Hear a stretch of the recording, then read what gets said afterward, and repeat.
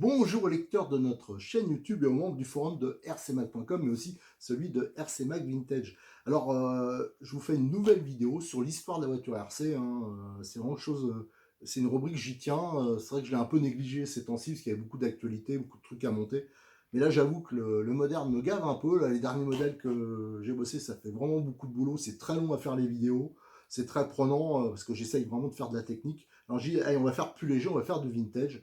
Alors j'espère que c'est des vidéos qui vous intéressent, parce que c'est des vidéos, je pense que c'est pas courant déjà sur l'histoire de notre loisir, et c'est quand même intéressant de voir, pour ceux qui s'intéressent à la technique, l'évolution des voitures dans le temps, comment elles étaient au début, ce qui a évolué, ce qui n'a pas changé, et voir aussi avec quoi roulaient les gens dans les années 80, les années 90, voire les années 70. Et là on va parler, alors je sais pas si je l'ai dit, c'est la vidéo numéro 38 de la série. Et là, on va parler d'une grande marque française, c'est MRC, et du Rabbit. C'est une des voitures qui a été le plus vendue. Alors, dans la vidéo 37, je vous ai fait le Rabbit première version. Et là, on va faire les versions GTI, donc c'est ces deux-là, et la version 90 qu'il y a ici. Alors, il y a une voiture qui est à moi, les deux autres, c'est des voitures qui appartiennent à Modelis 34. Alors, celui-là, c'est un 4x4 notamment qui est neuf, je vous montrerai. Donc c'est assez exceptionnel, neuf en boîte avec tout quoi. Je veux dire, donc ça c'est quand même, je crois qu'il y a que la carrosserie qui manque celle-là, mais il y a la boîte, tout, et ça c'est des voitures, il en avait vendu une ou deux, et après il s'est mis un peu de côté. Mais bon, c'est pas un collectionneur de vintage spécialement. Alors peut-être qu'il la remettra en vente, mais je veux dire, c'est assez exceptionnel ce modèle. Et ça, c'est un modèle qu'on a remonté, c'est moi qui l'ai remonté de toutes pièces. C'est un 90, et ça n'a pas été simple, parce qu'en fin de compte, ils ont été énormément vendus, mais on en retrouve, pour en trouver en bon état, c'est vraiment galère. Alors là, vous avez trois modèles. Vous avez, comme dans la vidéo 37 où je vous présentais la gamme Rabbit première version, vous avez ici, pareil, un traction. Ici, on a un 4x4 et là, on a un propulsion. Donc, ça va permettre de faire toute la gamme de l'époque, et je vais vous expliquer toutes les évolutions qu'il y a eu par rapport à la première version, et aussi essayer de vous montrer toutes les pièces détachées, parce que Cyril, il a un énorme stock de pièces pour ça. Alors, il a bien diminué parce qu'il a eu pas mal de demandes, mais là, j'en ai retrouvé en fouillant, parce il a racheté un stock à l'époque. Je lui ai dit, je sais pas s'il a eu une bonne idée, parce que franchement, il y en a partout, ça l'encombre, et il s'y retrouve pas, quoi. Et en plus, il avait payé ça un peu cher, je trouve. Mais, et surtout, quand on sait pas ce qu'on achète, quoi, parce que c'est des cartons, des caisses, enfin, il y en a partout. Alors, j'en ai trié pas mal, j'en ai nettoyé une partie, mais au début, je voulais remonter des voitures, je trouvais sympa de remettre des voitures en circulation. Il y a largement de quoi en remonter plusieurs, mais j'ai remonté celle-là, j'en ai remonté une deuxième, mais c'est beaucoup trop, ça me prend beaucoup trop de temps, c'est impossible, surtout qu'il y a aussi du matos en Yankee, énormément de matos en Laro, donc en fin de compte c'est impossible. Donc il va proposer, il avait déjà proposé des pièces, mais là il va proposer des gros lots. Donc si ça vous intéresse, comme j'ai dit dans la vidéo précédente, ça il le mettra plus sur son site maintenant, parce que c'est trop compliqué au niveau administratif, au niveau comptabilité, comme c'est de l'occasion.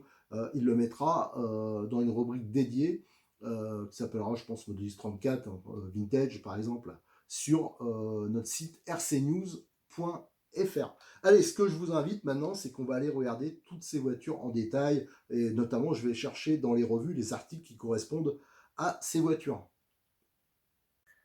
Alors, j'ai mis sur la table le nécessaire pour cette vidéo 38, donc la présentation des versions GTI du Rabbit, et aussi le Rabbit 90. Donc, on va commencer par les revues. Alors déjà, avant d'attaquer la vidéo, je vais pas refaire tout ce que j'ai fait sur la vidéo 37, donc sur le Rabbit 85. Il y a pas mal de choses en commun, notamment je vais pas refaire au niveau de vous remontrer les châssis, les pièces détachées, trop en détail. On va juste faire les différences, les évolutions entre le 85 et le 86, et on va aussi regarder dans les revues. Alors les revues, pourquoi? Parce que déjà il y a les essais, mais aussi ça permet de vraiment situer à peu près la date. Alors je rappelle, on avait vu, c'est vers janvier 85 qu'on a vu le premier article dans les revues, Et là, si je regarde bien, il parle, la première fois qu'il parle du Rabbit GTI, alors là, c'est en plus, c'est le traction, on voit, c'est en fin d'année 86. Donc, et si on regarde, là, j'ai mars 87, là, c'est toujours le traction. Alors, il parlait souvent du traction parce que c'est une voiture qui s'est beaucoup vendue, parce que c'est la seule dans la gamme qui faisait des résultats. Et là, on est en, pareil, en 86, début 86, et j'ai regardé le Rabbit toujours en traction. C'est encore la version 85, la première avec les étriers réglables. Alors je vous invite vraiment à regarder la vidéo précédente hein, pour mieux comprendre, je pense que c'est intéressant pour se rendre compte les évolutions et notamment quelques petites particularités qui vont durer finalement que à peine plus d'un an hein, avec ce système rotatif de tambour rotatif pour régler la chasse. Voilà, donc on peut situer vers la fin d'année 86, donc la sortie de la version GTI. Alors, il faudrait vraiment regarder toutes les revues, tout ça, mais voilà, peut-être septembre ou chose comme ça à peu près.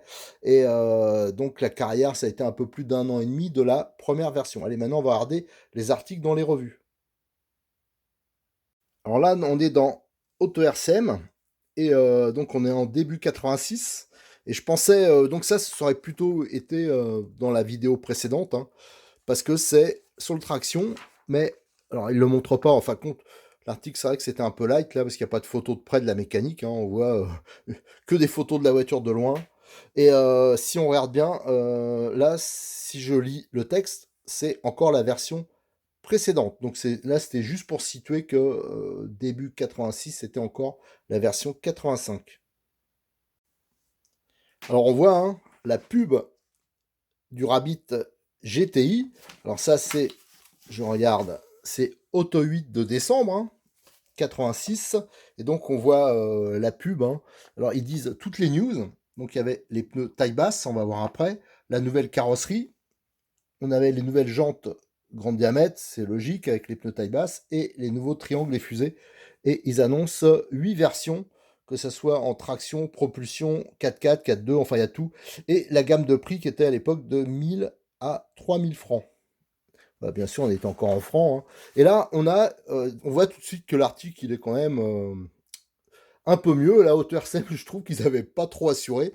Déjà, les photos sont couleur. Et là, on a donc le second souffle. Hein. Eux, ils appellent ça Rabbit Traction Expert 87. Ouais, alors est-ce qu'on doit appeler ça le 86, le 87, je sais pas trop. Mais moi, je vais appeler ça le GTI. Et on voit donc les caractéristiques, hein, notamment le nouveau train avant, avec triangulation sur rotule, la nouvelle carrosserie et les nouvelles jantes hein, qu'on voit là.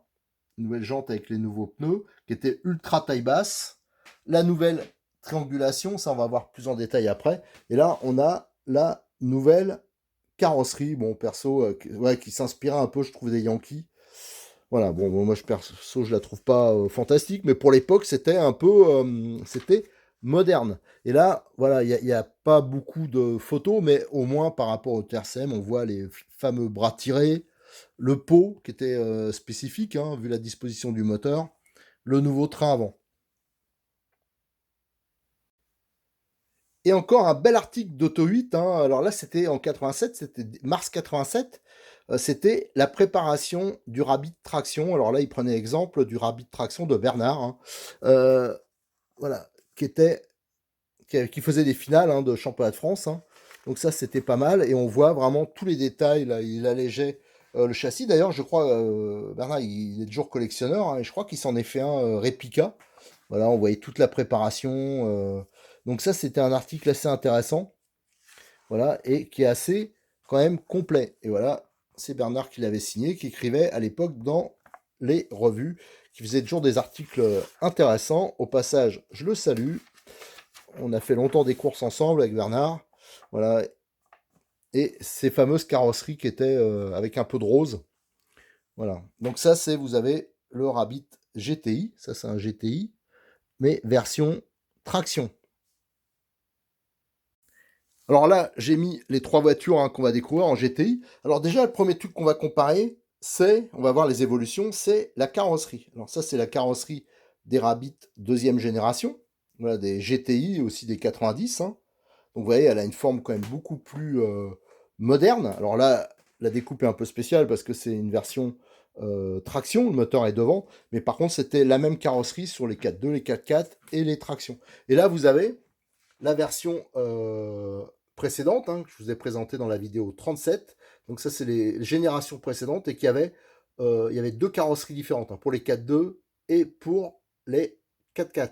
Et là je vais vous montrer l'évolution de la boîte. Ça c'était la boîte des versions, première version que j'appelle moi 85. Et là c'est la boîte des versions GTI. Alors, autre différence qu'on va pouvoir voir, c'est, allez, je montre, hein, c'est les jantes avec les pneus ultra taille basse. Alors, j'en ai un là. Tac, tac. Regardez. Donc, c'est vraiment ultra taille basse, hein. Là, fallait pas trop compter. Ça participait pas trop, participait pas trop, excusez-moi, à l'amortissement, hein, parce que c'est ultra taille basse. Par contre, les pneus de la génération d'avant, donc c'était, comme je l'ai expliqué, taille comme les 1/8e piste, mais là, vous voyez, ça participait beaucoup plus à l'amortissement. Moi, je suis pas sûr que ça a été une évolution énorme, mais par contre, l'avantage, c'est qu'ensuite, ça a permis de monter d'autres pneus, et je pense que ça a permis surtout de mettre le train à rotule. Avec ces jantes-là, je pense pas que ça monte, j'ai pas testé, mais je pense pas qu'on arrive à monter ces jantes-là, de ce diamètre-là, sur une version GTI. Tiens, il faudrait que j'essaye, mais je pense que ça monte pas. Alors, on voit que c'était des pneus, d'ailleurs, à l'époque MRC, comme ceux-là, d'ailleurs. Voilà. Alors, autre évolution, on va le voir, c'est au niveau du train avant à rotule. Alors, pour voir ça, je vais démonter une roue.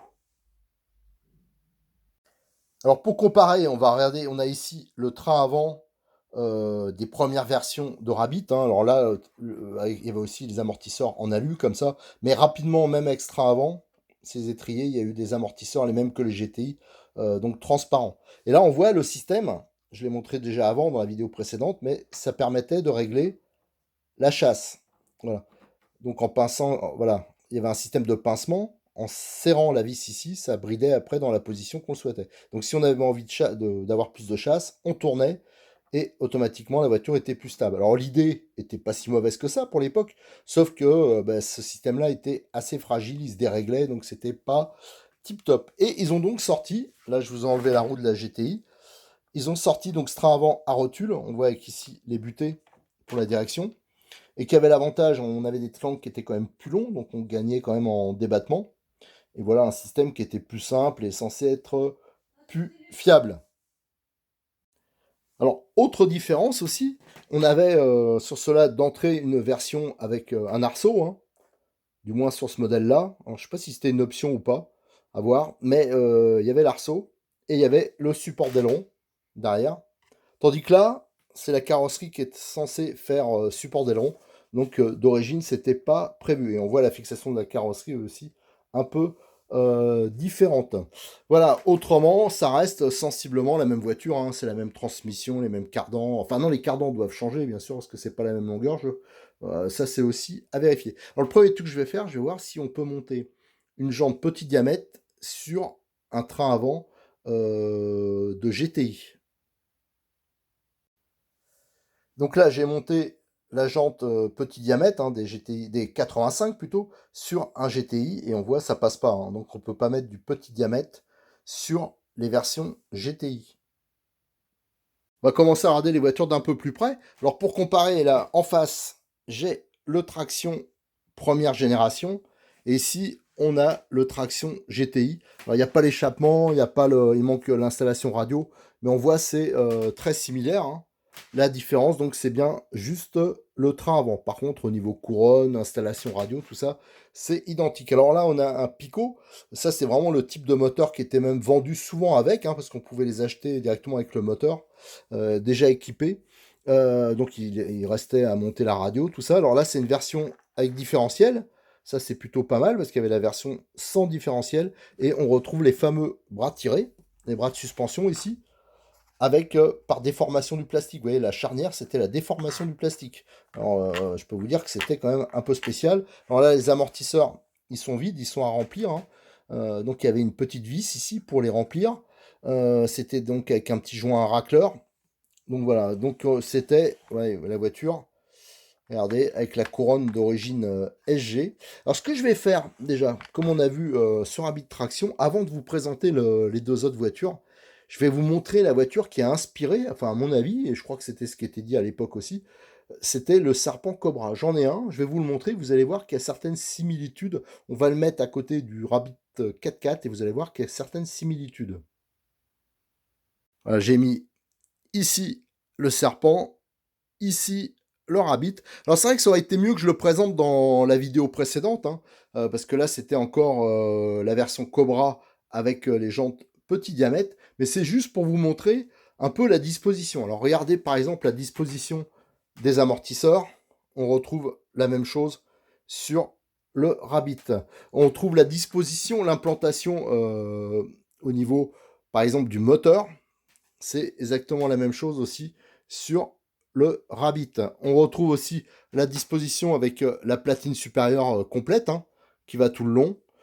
Le petit arceau ici, c'est la même chose sur le Rabbit. Voilà, le pare-choc, regardez, le système de pare-choc, voilà, on le retrouve aussi ici. Alors on voit quand même il y a une certaine similitude, hein. Si je regarde par exemple le train à rotule, voilà, c'est la même chose sur le Rabbit, c'est le même genre.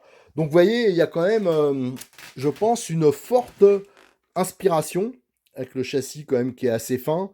Voilà, donc pour moi, je pense quand même, et je pense que c'était dit hein, à l'époque, hein, ça se disait, qu'il s'était fortement inspiré du serpent. Alors pareil, le serpent, je crois, je me souviens plus trop, mais je pense que d'origine, c'est des couronnes plastiques dedans. Les couronnes de coupe conique, ouais, j'en suis même quasiment sûr. De mémoire, sur cette version, c'est des grosses couronnes, gros modules. Voilà, donc voilà, vous avez à peu près la voiture qui sont inspirées. Moi, à mon avis, ils auraient mieux fait de s'inspirer de Yankee, hein, l'autre marque française qui raflait tout à l'époque. Donc c'est bizarre, ils ont préféré s'inspirer du serpent.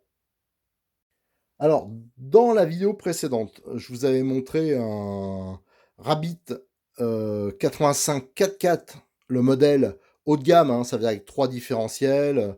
Voilà, là vous avez la même chose, c'est aussi la version haut de gamme, 3 différentiels, donc qui est pas spécialement courante, hein. Souvent on avait par exemple le différentiel central qui était bloqué, et donc ça veut dire qu'on a en plus les cardans homocinétiques à l'avant. Alors ça c'est pas des versions qui sont courantes, et donc celui-là il est archi neuf, et il a juste les amortisseurs qu'il faudrait remplir, et on voit qu'il y a eu un peu d'oxydation là sur certaines parties, voilà, mais ça c'est rien, mais c'est une version neuve, donc ça c'est pas courant. Et ça, pareil, je vous invite à regarder la vidéo précédente, j'avais montré, hein, il y avait tout, d'ailleurs, je vais vous le remontrer.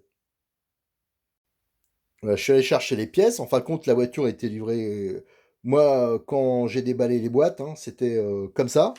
Et il y avait à côté, vous avez donc la pochette avec les cales moteurs qui sont réglables. Alors c'était livré sous blister comme ça, et qu'on achetait en pièces détachées, c'était aussi sous blister. Moi je trouve ça assez sympa. Et vous avez donc tout le système d'embrayage avec le petit joint torique, hein, parce que c'était des maslottes en téflon, il fallait les recouper, les tailler. Alors en les taillant, ça permettait d'agir hein, sur l'embrayage, sur le point où il va coller. Donc ça, c'était, on s'amusait avec un cutter, il fallait les creuser, tout ça. Et c'était le rappel, c'était un joint torique. Alors bien sûr, si elles étaient mal taillées, que le joint torique il frottait un peu contre la cloche, il pétait très rapidement. Et de toute façon, même si c'était bien réglé, souvent quand il pétait, alors on mettait souvent des ressorts de rappel d'Otmar qui étaient métalliques. Et ici, c'était tout le kit de tringlerie, les fixations pour le cerveau. Et ici, on avait de la visserie et notamment le bouchon de réservoir qui d'origine n'était pas monté. Voilà, donc c'était à peu près tout ce qu'il y avait sur une boîte. Alors, il faut savoir que même si ça, c'était la boîte du Rabbit GTI, les premiers, ces voitures-là, quand je les ai déballées, hein, c'était dans les boîtes de l'ancien modèle. Alors c'est pour ça, je pense qu'il y a marqué nouveau dessus. Ça, c'était plutôt un GTI qui était dedans. Alors en GTI, je vous ai présenté un traction, je vous ai présenté un 4x4 version haut de gamme, hein, donc on regardera sur le côté de la boîte, il y avait l'expert, enfin il y avait plusieurs versions.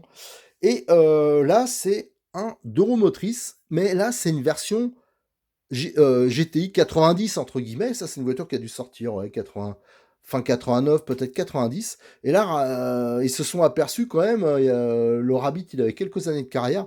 Ils se sont dit, il faut qu'on le modernise. Alors, ils l'ont modernisé, mais bon, c'était un peu spécial quand même. Donc, on retrouve, c'est exactement le même train avant, tout ça. Tout est pareil, sauf qu'ils ont un peu inversé la position du moteur. Et ils ont collé, un peu à la Guépard, hein, à l'italienne, ils ont collé la transmission à l'arrière, là, sur ce 4.2. Voilà, donc les plaquettes de frein, là, maintenant, elles sont en époxy. Et ils ont mis de l'époxy partout. Alors tout ça parce qu'ils avaient, je pense, acheté une machine, parce qu'à l'époque, ils faisaient déjà des 4.2 aussi, enfin des 4.2, des 4x4, des 4.2, les Santana, tout ça, c'était les voitures 1 dixième. Et il y avait beaucoup, les châssis étaient en époxy, tout ça. Donc ils avaient acheté une machine. Et en fin de compte, ils ont fait les platines. Voilà, platine radio, et aussi les supports. Alors, je peux vous dire, regardez la fragilité de ce truc-là, le moindre pète, pour la carrosserie, hein, le support, il est en époxy aussi, taillé dedans. Je peux vous dire que c'était un peu chaud. Donc, ils ont mis de l'époxy un peu partout. Ils ont mis les amortisseurs qu'il y avait sur leur 1 dixième, hein, les MRX, Santana. Voilà, c'est les mêmes en alu. Donc, ils existaient aussi en plastique. Je crois qu'il y a eu des versions, les versions bas de gamme, c'était peut-être en plastique. Donc voilà, il y a eu quelques évolutions, mais en fin de compte, le reste, c'était vraiment le Rabbit qu'on a toujours connu, hein. Regardez, au niveau des jantes, au niveau des pare-chocs. Alors les jantes étaient peut-être un peu différentes. Je sais pas. Celui-là, moi, je l'ai remonté comme je pouvais, hein. C'était pas une voiture complète. Je l'ai fait avec toutes les pièces qu'avait Cyril quand il a arraché son stock de pièces là. Donc, j'ai vu que j'avais des jantes blanches. Enfin, il est peut-être pas extrêmement conforme, mais au moins, bon, il a le mérite qu'on peut le présenter. Donc, vous voyez les petites colonnettes en plastique, hein. Pareil, ça vient des voitures 1 dixième de la marque. Voilà, donc ils avaient bricolé ça. Donc le moteur se trouvait inversé, il y avait une platine radio différente, on n'avait plus la platine intégrale, et il y avait le grand renfort en alu, là, la barre de renfort en alu au centre pour préserver le châssis. Donc ça, c'est le GT 90 pour moi, c'est comme ça que je l'appelle. Alors, celui-là, il a une petite particularité. Je pense que ça, c'était une version. Alors, moi, j'avais posé la question, hein, sur le forum de RC Mac Vintage, mais j'ai pas vraiment eu de réponse. Je pense que c'est une version un peu rallye game avec une carrosserie différente. C'était pas prévu pour la version de carrosserie que je vous ai présentée juste avant. Donc ça, c'est un modèle un peu mystère. Et Cyril, il a encore quelques, pour ceux que ça intéresse, il a encore quelques supports un peu particuliers, comme ceci.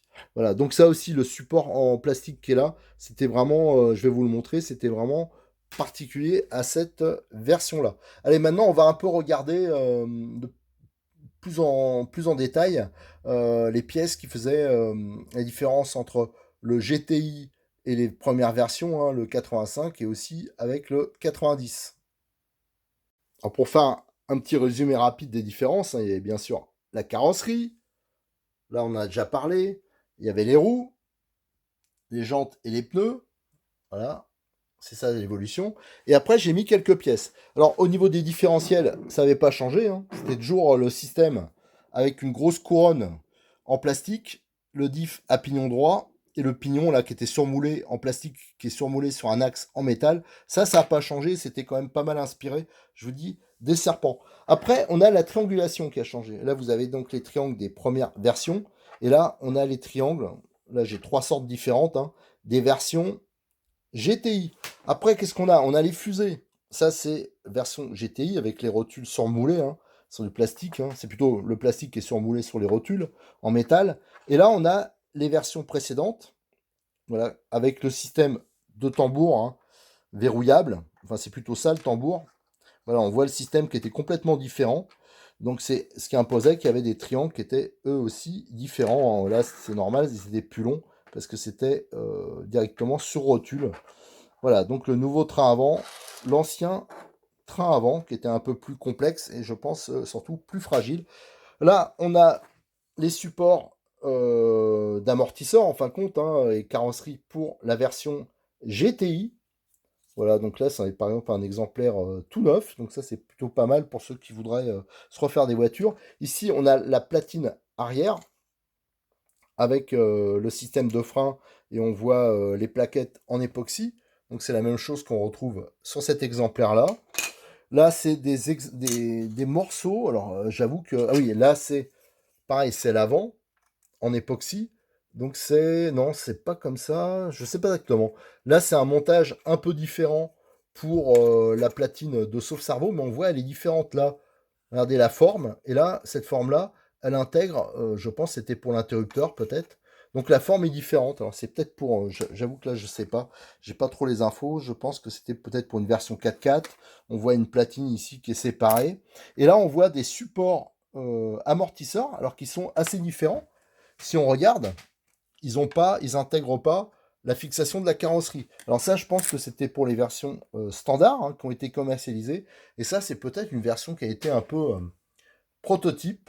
Alors, vu comment où elle a été trouvée, la voiture, en complètement démontée, il se peut que c'est un truc qui n'a pas été commercialisé. De toute façon, je les vois mal. Quand même, faut être fou pour commercialiser un truc qui est aussi fragile que ça. Le support, il est quand même ultra light. Alors, il se peut, hein, comme il y a déjà une voiture ou deux qui était un peu bizarre au niveau conception et que c'était du neuf, il se peut qu'il y ait eu des versions un peu, entre guillemets, prototypes et que ça n'a pas été produit. Voilà, alors tout ce qu'on pouvait un peu dire sur Cerabit GTI. Hein. Alors je vous rappelle, hein, cette vidéo, elle est vraiment liée à la vidéo précédente, hein, parce que je suis pas revenu sur toutes les pièces et machin, sur toute l'historique. Et je rappelle aussi que sur RC Mag Vintage, mais ça faut que je réactualise, vous avez déjà les notices, vous avez déjà pas mal de documents, tout ça.